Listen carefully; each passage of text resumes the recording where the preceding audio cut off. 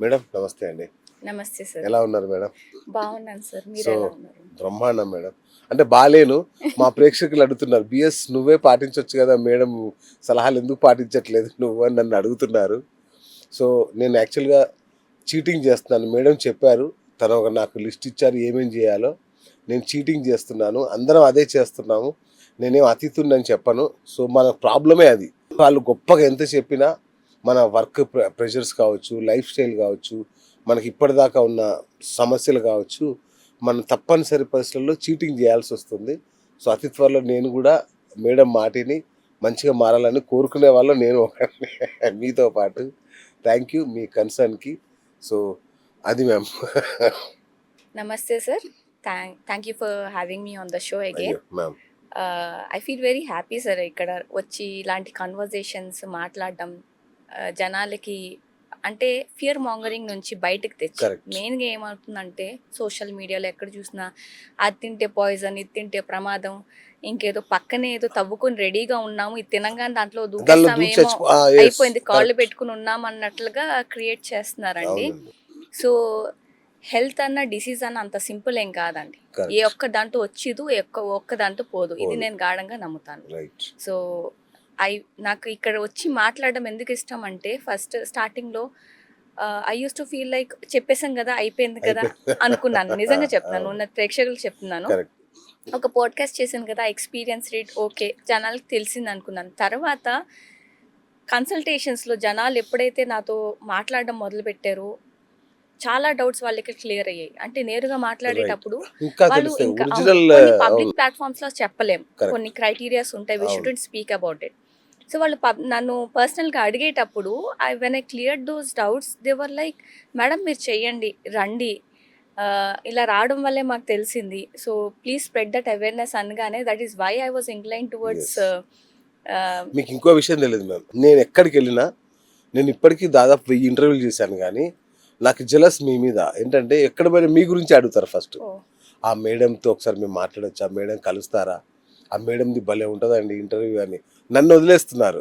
మీ గురించే అడుగుతున్నారు. సో ఇప్పుడు మీరు స్టేట్ హార్ట్ థ్రోబ్ అని గూడా అన్నా గూడా ఆశ్చర్యం లేదు. Wonderful ma'am. సో ఏంటి మ్యామ్ ఈ లైఫ్ స్టైల్ డిసీజ్ ఎందుకు ఇంతగానం అంటే ఇండివిజువల్‌గా చాలా మంది చెప్తుంటారు. ఇప్పుడు పిజ్జా ఉందండి. పిజ్జాలో ఏం వాడతాం మనం? అన్ని మంచి ఇంగ్రీడియంట్సే, కూరగాయ ముక్కలు అవే వాడతారు. మంచి మంచియే వాడతారు. అది ప్రమాదం అంటారు. జంక్ ఫుడ్ అంటారు. ఏంటి జంక్ ఫుడ్ అసలు ఎందుకు ఇంతగానం వ్యసనాల పాలవుతున్నారు జనం ఈ ఫుడ్ పట్ల? సార్ మంచి టాపిక్ సార్. ఎందుకంటే ఇప్పుడు ఇప్పుడు ఏదైతే మన యూత్ ఉన్నారో వాళ్ళందరికీ నిజంగా కావాల్సింది, యెస్. నేను ఒక క్లయింట్ స్టడీ అంటే నేను ఎక్స్పీరియన్స్ చేసేది కూడా చెప్తాను. Ma'am. So first life style అంటే ఏంటి అర్థం చేసుకుందాం. ఓకే. లైఫ్ స్టైల్ అనేది పెద్ద ఇదేమి కాదు అదే సార్. అంటున్నా. లైఫ్ స్టైల్ డిసీజ్ అంటే ఏందిరో అనుకుంటున్నాం అందరం. మీరు పొద్దున్న లేచిన దగ్గర నుంచి సాయంత్రం పడుకునే వరకు మీ డైలీ హ్యాబిట్స్ యొక్క అక్యుములేషనే మీ లైఫ్ స్టైల్. హ్మ్. హ్మ్. ఎప్పుడు నీళ్ళు తాగారు, ఎప్పుడు పడుకున్నారు, ఎప్పుడు లేసారు, ఏం తిన్నారు, ఎంత తిన్నారు, ఎలా తిన్నారు, ఎవ్రీథింగ్ ఇంక్లూడెడ్. ఇంకా చెప్పాలంటే మీ వాటర్ ఇంటేక్, మీ sleep, emotional stress, okay. Mental stress, yes.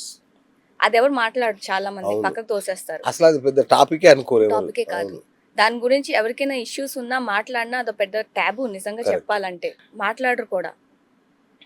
So ఇప్పుడు మన యూత్‌కి ఏమవుతుందంటే, అంటే యూత్‌ని ఎందుకు చెప్తున్నానంటే ఎక్కువగా ఔట్ సైడ్ ఫుడ్‌కి వాళ్ళు అడిక్ట్ అయిపోతున్నారు. అవును. అడిక్ట్ కరెక్ట్ వర్డ్ కాకపోవచ్చు. కానీ నాకు క్లయింట్స్ ఎలా వస్తారంటే పేరెంట్స్ తీసుకొని వస్తారండి అవును. పిల్లల్ని. వాళ్ళ కంప్లెయింట్ జనరల్‌గా అన్నం తింటలేదు అని అంటారు. అవును. పక్కనే వాళ్ళు కూడా ఉంటారు. టీనేజర్స్ కానియండి, అవును. టీనేజ్ నుంచి 25 వరకు ఉంటారు. వెన్ ఐ ఆస్క్ దెమ్ ఎందుకు అన్నం అంటే ఆకలేక తినటం లేదా, లేకపోతే తినబుద్ధి కావటం లేదా అని అంటే 95% చెప్పేదేంటంటే ఇంట్లో ఫుడ్ తినబుద్ధి కావటం లేదు అనేసి. రైట్. పేరెంట్స్ ఏమనుకుంటారు, అయ్యో పాప తింటం లేదు, బాబు తింటం లేదు, వీడికి నచ్చటం లేదు, ఎలా వండినా నచ్చటం లేదండి అనేసి వాళ్ళు అంటారు. అవును. వీళ్ళని అడిగితే ఆకలి కాదు మేడం, మాకు తినబుద్ధి కావటం లేదు. ఇప్పుడు బయట తిండి తిని తిని ఎంతకొచ్చిందంటే దే కాంట్ కంట్రోల్ దెమ్సెల్ఫ్. అవునండి. యెస్. కంట్రోల్ చేయలేకపోతున్నారు. అవును. అంటే ఇది ఎంత సివియర్‌గా అయిపోయిందంటే, ఈ పాయింట్ నేను ఎందుకు చెప్పదలుచుకున్నా అంటే, నేను క్లయింట్స్ నుంచి వింటుంటాను గాబట్టి. ఇది కరెక్ట్. రియల్ టైమ్ ఎక్స్‌పీరియన్స్ నేను చేస్తాను యెస్ మ్యామ్. గాబట్టి. పేరెంట్స్ అంటారు, తింటం లేదంటారు. వీళ్ళంటారు, తింటున్నాం గానీ, మాకు ఇంట్లోది పడటం లేదు, తింటం లేదు. ఇంట్లో చూడంగానే లైక్ వాంతొచ్చేలాగా అవును. అవుతుంది. కొంతమంది చెప్పేది అది కూడా. అవునా? అంత సివియర్‌గా ఉంది. బయట తింటున్నారు. ఆ! ఇంట్లో తింటేనే వాంతొచ్చేలా ఉండడం ఇవన్నీ. సో, ఈళ్ళు ఎంత అడిక్ట్ అయిపోయారో ఒకసారి చూడండి. కరెక్ట్. బయట తిని నిజంగా కంట్రోల్ చేయలేకపోతే they want to but they can't. అది. ఒక అడిక్షన్ లాంటిది ఇది కూడా. Oh my God! సో, ఇప్పుడు వీళ్ళకి నేను చెప్పేది ఏంటంటే, పేరెంట్స్ కూడా చెప్తాను సార్ మీ మీ పిల్లలు అన్నం తినటం లేదని కాదు. బయట తిండికి అలవాటు పడిపోయి ఇంట్లో తిండి వాళ్ళకి సహించట్లేదు. అవ్వటం లేదు. అండ్ ఇండస్ట్రీ కూడా ఎలా డిజైన్ చేస్తారంటే high salts, high sugars, too much of oil, పాలటబుల్గా ఉంచుతారు. యెస్. ఏదైనా మీరు పాలటబుల్గా మంచిగా రివార్డింగ్గా వెంటనే బ్రెయిన్కి ఇచ్చారనుకోండి, రివార్డ్ పాత్వేస్ యాక్టివేట్ అయిపోతాయి. ఓహో ఇలా రివార్డ్ పాత్వేస్ ఎప్పుడైతే యాక్టివేట్ అవుతుందో ప్రతిసారి మీ బ్రెయిన్ అదే కావాలంటుంటారు. అంతే కదా! కొంతమంది బోర్ కొట్టి తింటారు, అవును. కొంతమంది ఆకలి లేకపోతే ఖాళీగా ఉన్నామని తింటారు. తింటారు. అవును. ఫస్ట్ ఆకలి కొందరు స్ట్రెస్ తో తింటారు. ఎమోషనల్ ఈటింగ్ ఉంటుంది. యా. దట్ ఎమోషనల్ అవును. Eating is true. బాధల్లో ఉన్నప్పుడు ఏదోటి ఫుడ్ని ఒక ఏమంటారు ఒక ఇదిలా తీసుకుంటారు. అవును. సో ఇలా రకరకాలు హ్యాబిట్స్. ఫస్ట్ ఇది ఒక హ్యాబిట్లా ఫామ్ అయిపోయిందండి. ఎప్పుడో ఒకసారి తింటే ప్రాబ్లం కాదండి. ఎప్పుడో ఒకసారి తిన్నాము, బయటికి వెళ్ళాము, దట్స్ నాట్ అ ఇష్యూ. అంటే నేను ఇక్కడ కూర్చుని ఇది మాట్లాడుతున్నానంటే మీరు పర్ఫెక్ట్గా అయిపోండి, అసలు జంకే తినకండి. ఫస్ట్ జంక్ అంటే ఏంటో చెప్తాను. జంక్ అంటే చెప్పండి. మీరు తిన్న దాంట్లో పోషకాలు లేవు, కొవ్వు జమ చేసే క్యాలరీస్ మాత్రమే ఉంటే దాన్ని జంక్ అంటారు. ఓకే. అంటే మీరు తిన్నారు ఏదో ఒకటి, అందులో పోషకాలు ఏమీ దొరకలేదు, లేకపోతే వెరీ లిటిల్. పిజ్జా బర్గర్ గురించి చెప్పండి మేడం. అట్లా అన్ని మంచి మంచిగా ఉంటాయిగా.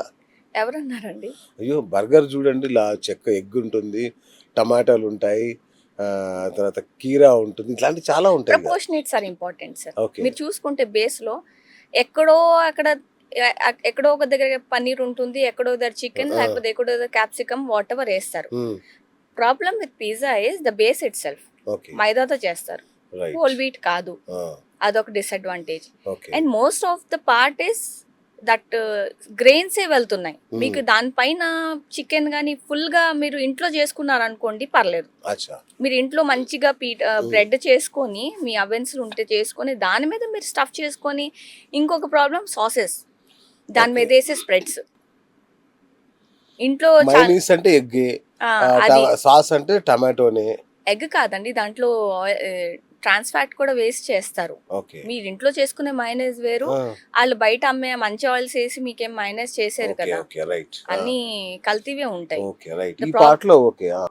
ద ప్రాబ్లమ్ ఈస్ మీరు ఇంట్లో పిజ్జా చేసుకొని, ఇంట్లో బన్ గట్రా చేసుకొని, మీకు ఓపిక ఉంటే చేసుకొని తింటే ప్రాబ్లం కాదండి ఎప్పుడోసారి. Okay. Okay. But on regular basis మీరు బయటకు వెళ్ళి తింటున్నారు, దానికి అడిక్ట్ అయిపోతున్నారంటే అది మీకు లాంగ్ రన్లో ఇష్యూస్ క్రియేట్ చేస్తుంది.